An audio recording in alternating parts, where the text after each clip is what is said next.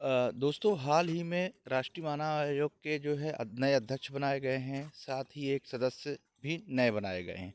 तो दोस्तों कौन है ये नए सदस्य और कौन है ये नए अध्यक्ष? तो आज का पूरा वीडियो जो है राष्ट्रीय मानव आयोग पे ही आधारित होगा और इसके अलावा हम ये जानेंगे कि राष्ट्रीय मानव आयोग जो है कैसे बनता है, इनके सदस्य कैसे चुने जाते हैं, ये अपनी रिपोर्ट किसे देते हैं, क्या इनकी शक्तियां हैं, क्या संरचना है, क्या कार्य है, इन सभी मुद्दों पे जो है आज का ये जो वीडियो आधारित होगा। नमस्कार दोस्तों, स्वागत है आपका आपके अपने चैनल उर्जी जीएस एकेडमी में।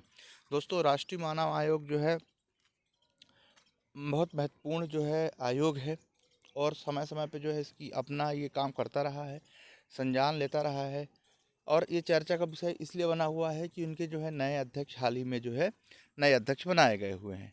तो चलिए दोस्तों शुरू करते हैं वीडियो को। दोस्तों वीडियो को अंत तक ज़रूर देखिएगा और ज़्यादा से ज़्यादा शेयर कीजिएगा और एक लाइक ज़रूर कीजिएगा, ठीक है। तो चलिए दोस्तों शुरू करते हैं राष्ट्रीय मानव अधिकार आयोग। दोस्तों सुप्रीम कोर्ट के जो पूर्व न्यायाधीश थे, ठीक है, न्यायाधीश थे, जस्टिस वी रामा सुब्रमण्यम को जो है राष्ट्रीय मानवाधिकार का आयोग का नया अध्यक्ष बनाया गया है, ठीक है। ये अच्छी तरह से याद कर लीजिएगा कि कौन बनाया गया है। तो वो सुप्रीम कोर्ट के जो है पूर्व जस्टिस से बी रामा सुब्रमण्यम, ठीक है। तो इन्हें जो है राष्ट्रीय मानव आयोग का अध्यक्ष बनाया गया है, ठीक है।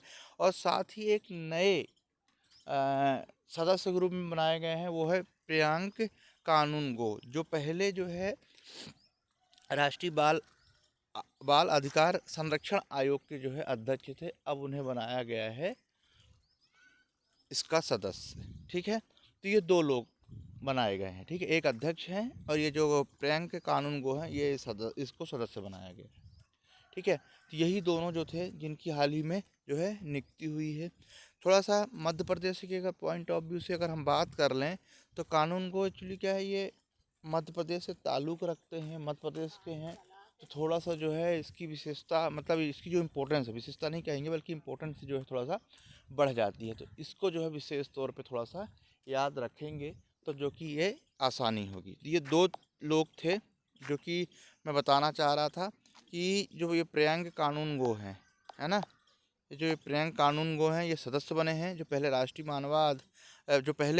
राष्ट्रीय बाल अधिकार संरक्षण आयोग के अध्यक्ष थे। और जो पूर्व जस्टिस थे, ठीक है, सुप्रीम कोर्ट के बी रामा सुब्रमण्यम, इन्हें बनाया गया है राष्ट्रीय मानवाधिकार आयोग का अध्यक्ष, ठीक है। तो ये दो लोग थे। अब चलिए थोड़ा सा राष्ट्रीय मानवाधिकार आयोग है क्या, इसके बारे में थोड़ा सा हम जान लेते हैं। अध्यक्ष और सदस्य की तो बात कर ली, पर एक्चुअल में जो पहली बार जुड़ रहे हैं वो ये उनके मन में जिज्ञासा होगी कि आखिर ये कैसा आयोग है क्या ये। तो दोस्तों जो राष्ट्रीय मानवाधिकार आयोग है, जिसे इंग्लिश में कहा जाता है नेशनल ह्यूमन राइट्स कमीशन, यानी NHRC, ये एक स्वतंत्र वैधानिक संस्था है, ठीक है। दो टाइप की चीज़ें होती हैं, एक संवैधानिक होती हैं, एक वैधानिक होती है। तो दोस्तों वैधानिक का मतलब ये है कि संविधान इसको बिल ला के, पार्लियामेंट में बिल ला के, संसद में बिल ला के जो है इसको बनाया गया है, ठीक है। ये बेसिकली इसकी स्थापना जो है ना, इसकी स्थापना 1993 अधिनियम के प्रावधानों के तहत 12 अक्टूबर 1993 में की गई है, ठीक है, 1993 में की गई है। किस अधिनियम के तहत? 1993 अधिनियम के तहत 12 अक्टूबर 1993 को जो है 1993 में इसकी स्थापना की गई है। बहुत महत्वपूर्ण है, ये बार बार पूछा जाता है। दिसंबर का महीना चल रहा है दोस्तों, तो 10 दिसंबर को अंतर्राष्ट्रीय मानव अधिकार दिवस मनाया जाता है, पता है आपको, 10 दिसंबर को। तो अल्टीमेटली ये दोनों चीज़ें कनेक्टेड हैं। अभी हम बात करेंगे, दिसंबर का महीना चल रहा है, 25 दिसंबर है, और 10 दिसंबर को जो है मानव अधिकार दिवस मनाया जाता है, अंतर्राष्ट्रीय मानव अधिकार दिवस मनाया जाता है।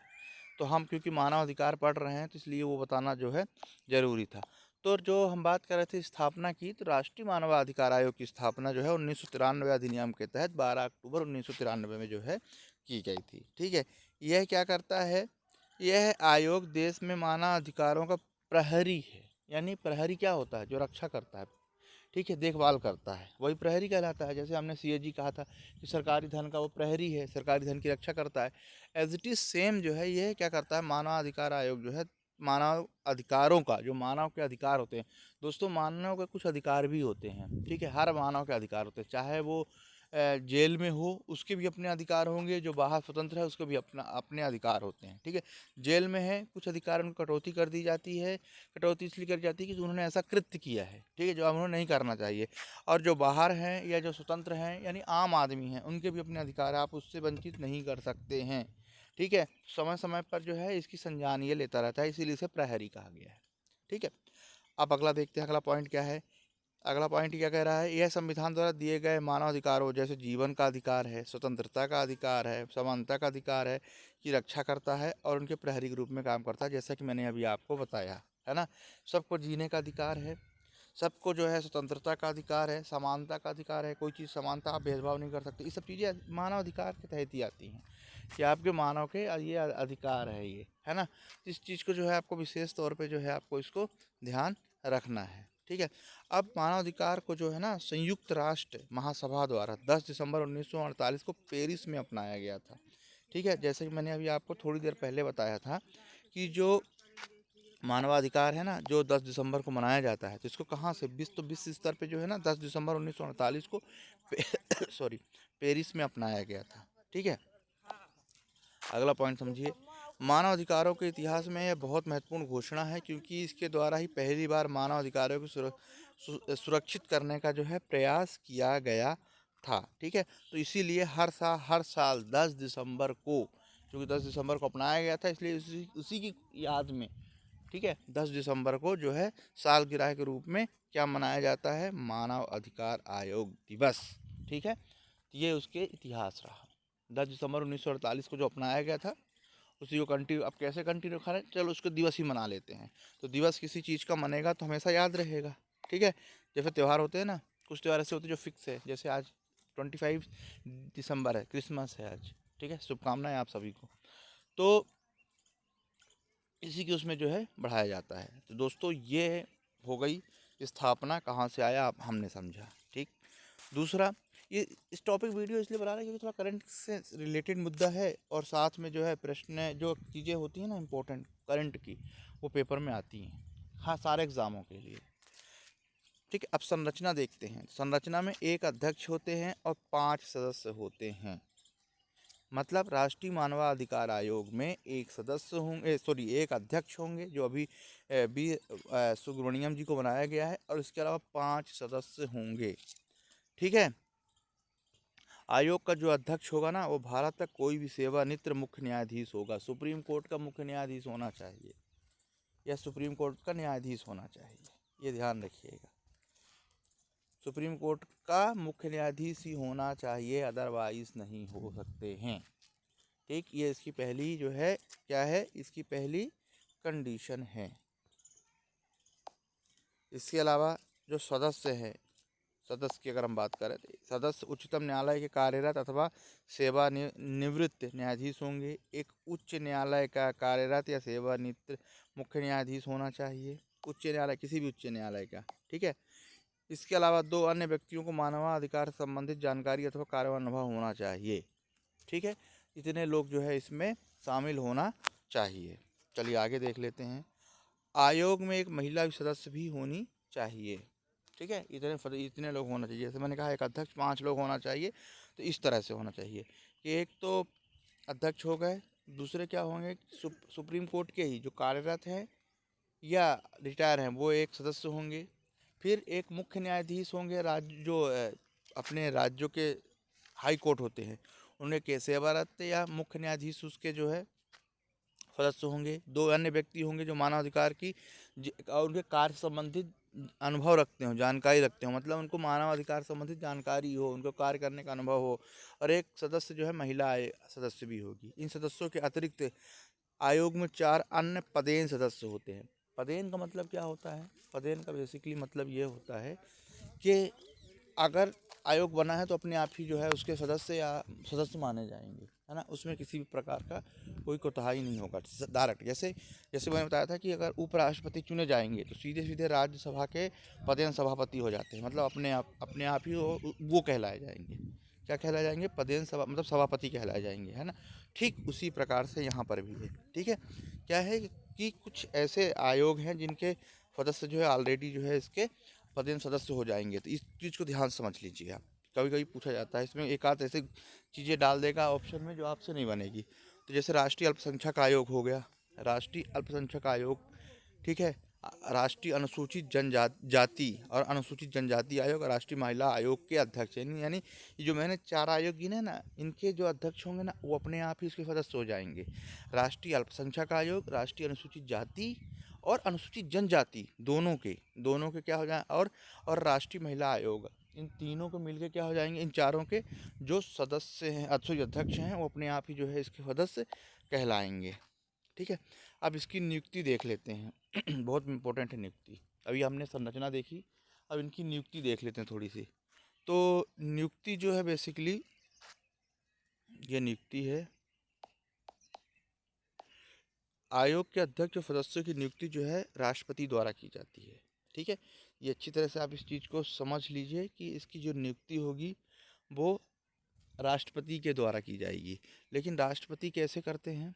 राष्ट्रपति प्रधानमंत्री की अध्यक्षता में एक कमेटी गठित होती है और वो कमेटी फिर नाम सुझाती है, तब जाके जो है राष्ट्रपति उसको, मतलब उनको जो है क्या करते हैं, उनको नियुक्त करते हैं। पर नियुक्त करने के लिए पहले क्या करना पड़ता है? नियुक्त करने के लिए पहले एक समिति गठित की जाती है, उस समिति के अध्यक्ष होते हैं प्रधानमंत्री। पर इनको नियुक्त कौन करता है? नियुक्त राष्ट्रपति करते हैं। ये चीज़ अच्छी तरह से समझिएगा, है ना। यहाँ पर थोड़ा सा गलती होने की गुंजाइश है। तो यहाँ जो है नियुक्ति तो राष्ट्रपति करेंगे, लेकिन समिति बनती है प्रधानमंत्री की अध्यक्षता में, और उसमें करीबन 6 लोग होते हैं। अब वो 6 लोग कौन कौन होते हैं, ये चीज़ यहाँ पूछी जाएगी। तो जब ये चीज़ यहाँ पूछी जाएगी तो इसको अपन थोड़ा सा और अच्छे से मैं और अच्छे से एक्सप्लेन कर देता हूँ कि जो समिति बनेगी उसके अध्यक्ष प्रधानमंत्री होंगे। इसके अलावा, ठीक है, जैसे मैंने यहाँ लिखा है कि यहाँ सिफारिश तो प्रधानमंत्री करेंगे और नियुक्ति राष्ट्रपति जी करेंगे। पर मैं इस कमेटी पे बार बार जोर क्यों दे रहा हूँ? जोर इसीलिए दे रहा हूँ कि यहाँ पर जो है ना, कभी कभी शिक्षा मंत्री, कभी कभी रेलवे मंत्री, या कभी कभी गृह मंत्री के अलावा 2-4 मंत्री और यहाँ पे डाल देंगे ऑप्शन में, और आप कंफ्यूज हो जाएंगे। इसीलिए इसका इसका अच्छे से पता होना ज़रूरी है। ठीक है, तो राष्ट्रीय महिला आयोग के जो अध्यक्ष चयन करने वाली समिति की अध्यक्षता प्रधानमंत्री करते हैं। ठीक है, और लोकसभा अध्यक्ष, गृह मंत्री, दोनों सदनों के विपक्ष के नेता, यानी लोकसभा और राज्यसभा के दोनों के विपक्ष के नेता, ठीक है, 6 लोग होते हैं समिति में। अध्यक्ष हो गए प्रधानमंत्री, ठीक है, लोकसभा अध्यक्ष, गृह मंत्री, दोनों सदनों के विपक्ष के नेता और राज्यसभा के उपसभापति इसके सदस्य होते हैं ये समिति के। जब ये समिति डिसाइड कर लेती है कि ये आदमी ही राष्ट्रीय मानवाधिकार आयोग का अध्यक्ष बनेगा, तो उसी को जो है राष्ट्रपति जी जो क्या करते हैं, अपॉइंट कर देते हैं। ठीक है, मैं एक बार फिर रिपीट कर रहा हूँ कि जो राष्ट्रीय मानवाधिकार आयोग है उसकी जो अध्यक्ष सदस्यों की नियुक्ति राष्ट्रपति करते हैं, और प्रधानमंत्री की अध्यक्षता में गठित समिति के सिफारिश पर, उस समिति में प्रधानमंत्री अध्यक्ष होते हैं और लोकसभा अध्यक्ष होते हैं, दोनों सदनों के विपक्ष के नेता होते हैं, दोनों सदनों के विपक्ष के नेता होते हैं, गृह मंत्री होते हैं, और राज्यसभा के उप सभापति भी जो है होते हैं। ठीक है, आयोग का जो कार्यकाल है 5 वर्ष, सदस्य और अध्यक्षों का जो कार्यकाल है 5 वर्ष या 70 वर्ष की आयु, जो भी पहले हो तक ही होता है। 70 वर्ष की आयु पूर्ण कर लेंगे, मतलब 69 में मान लिया अध्यक्ष बने तो 1 ही साल कम कर पाएंगे, और यदि वो 65 साल में हो तो 5 साल काम करेंगे, है ना। तो 70 साल या 5 वर्ष की आयु तक जो है वो कार्य करते हैं। अब इन्हें हटाया कैसे जा सकता है? तो दोस्तों, इनको हटाने का विशेष प्रावधान है। इनको तभी हटाया जा सकता है जब सुप्रीम कोर्ट जांच करती है, और जांच करने पे ये पाती है कि हाँ, इन्होंने ये काम कृत्य सही पाती है। ठीक है, सुप्रीम कोर्ट न्यायाधीश जांच करने पे अगर दुराचार या असमर्थता आरोप सिद्ध हो जाते हैं तो फिर राष्ट्रपति द्वारा उन्हें हटा दिया जाता है। राष्ट्रपति ही हटाते हैं, राष्ट्रपति द्वारा हटा दिया जाता है, और सुप्रीम कोर्ट द्वारा की गई जांच जो निर्णय लिया जाता है वो अंतिम है। आयोग अब इसी प्रकार राज्य मानवाधिकार आयोग भी होता है। ठीक है, राज्य मानवाधिकार आयोग में एक अध्यक्ष होता है, सदस्यों की नियुक्ति जो है राज्य अध्यक्ष होता है, और अध्यक्ष और सदस्य दोनों की नियुक्ति जो है राज्यपाल के द्वारा की जाती है, जिसमें मुख्यमंत्री की अध्यक्षता में कमेटी गठित होती है ना। जैसे वहाँ पे प्रधानमंत्री थी, यहाँ पे किसकी है? यहाँ मुख्यमंत्री की है, जिसमें मुख्यमंत्री, गृह मंत्री, विधानसभा विधानसभा अध्यक्ष और नेता प्रतिपक्ष जो है इसमें शामिल होते हैं। कौन कौन होते हैं? गृह मंत्री, राज्य का मुख्यमंत्री तो अध्यक्ष होता ही है, विधानसभा अध्यक्ष, नेता प्रतिपक्ष इसमें शामिल होते हैं। अब शक्तियां एवं कार्य देख लेते हैं। मानवाधिकार आयोग के उल्लंघन से संबंधित कोई भी मामला, यदि ठीक है मामला यदि NHRS यानी ये इसका मतलब राष्ट्रीय मानवाधिकार आयोग संज्ञान में आता है या शिकायत के माध्यम से लाया जाता है तो उसकी जो है जांच का अधिकार है। ठीक है, इसके पास यानी राष्ट्रीय मानवाधिकार आयोग के पास मानवाधिकारों के उल्लंघन से संबंधित सभी न्यायिक मामलों में हस्तक्षेप करने का अधिकार है। हस्तक्षेप कर सकता है कि भैया इसके बारे में आप हमें बताइए।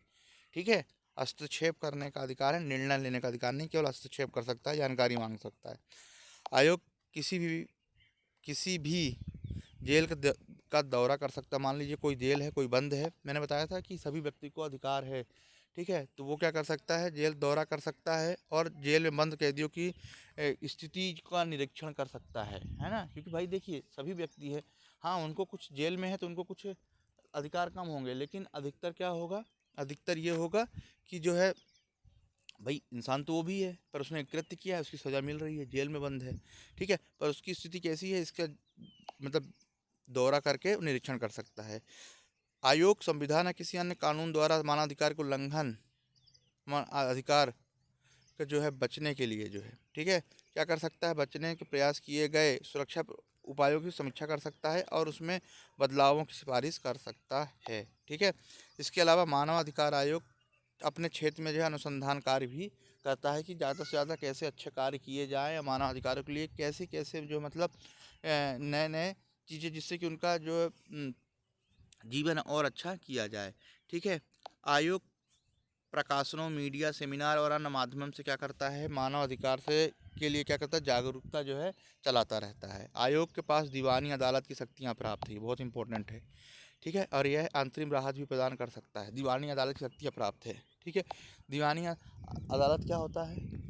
आप दोस्तों दीवानी अदालत के लिए एक अलग वीडियो है, आप वहाँ जाके देख सकते हैं। इसके पास मुआवजे हर्जाने का भुगतान करने का अधिकार है। ठीक है, किसी को अगर हनन हुआ है और उसे लगता है कि मुआवजा और हर्जाना देना चाहिए तो ये बोल सकता है कि इनको ये दिया जाए। ठीक है, क्योंकि देता तो है नहीं ये बोल सकता है। ठीक है, आयोग जो है विश्वसनीय का अंदाज ठीक है, इसके अलावा जो है यह राज्य और केंद्र सरकारों के मानवाधिकारों के उल्लंघन को रोकने के लिए महत्वपूर्ण कदम उठाने की ये सिफारिश जो है ये कर सकता है। ठीक है, अब इसका वार्षिक प्रतिवेदन, तो दोस्तों ये अपना वार्षिक प्रतिवेदन जो है राष्ट्रपति के समक्ष रखता है और राष्ट्रपति जो है संसद के दोनों पटलों के समक्ष जो है रखवाते हैं। यानी कुल मिला के ये संसद में जो है ये अपनी रिपोर्ट रखते हैं। इसके अलावा जो है आयोग लोग और जैसे बताया था मैंने अभी, इनके दीवानी न्यायालय की जो है इन्हें शक्तियाँ प्राप्त है। इनकी कुछ सीमाएँ भी हैं। सीमाएँ ये है कि ये किसी भी चीज़ की सिफारिश कर सकते हैं, उसको लागू नहीं करवा सकते। यानी आयोग के पास किसी भी मामले के संबंध में सिफारिश करने का अधिकार है। वह किसी निर्णय को लागू कराने के लिए बाध्य नहीं है। यानी जो उन्होंने रिपोर्ट दी है पार्लियामेंट माने ही, ये ऐसा कोई कानून नहीं है। इसके अलावा ये एनएस के पास जांच करने के लिए कोई भी विशेष तंत्र नहीं है, मतलब इनकी खुद की पुलिस और ये सब चीज़ें नहीं हैं। इसके अलावा आयोग 1 वर्ष से अधिक पुराने मामलों की जांच नहीं कर सकता, पेपर में पूछा जा चुका है। और मानवाधिकार से जुड़े मुद्दों पर सरकार को परामर्श दे सकता है, यानी ये परामर्शदात्री निकाय है। ठीक है, इसके अलावा जो है ये खुद निर्णय नहीं ले सकता, बस परामर्श दे सकता है कि आप ऐसा करिए, ये ऐसा हित में है। अगर सरकार को लगता है तो वो उसको करेंगे, अदरवाइज़ नहीं करेंगे। ठीक है, तो दोस्तों ये था इम्पोर्टेंट वीडियो, अंत तक देखिएगा, ज़्यादा से ज़्यादा शेयर कीजिएगा। ठीक है, आप लोग वीडियो बिल्कुल भी नहीं देख रहे हैं। ठीक है, तो इसको देखिए और इसको शेयर कीजिए और लाइक ज़रूर कीजिए। पढ़ते रहिए, बहुत जल्द नए वीडियो पे जो है आपके समक्ष उपस्थित होता हूँ। नमस्कार।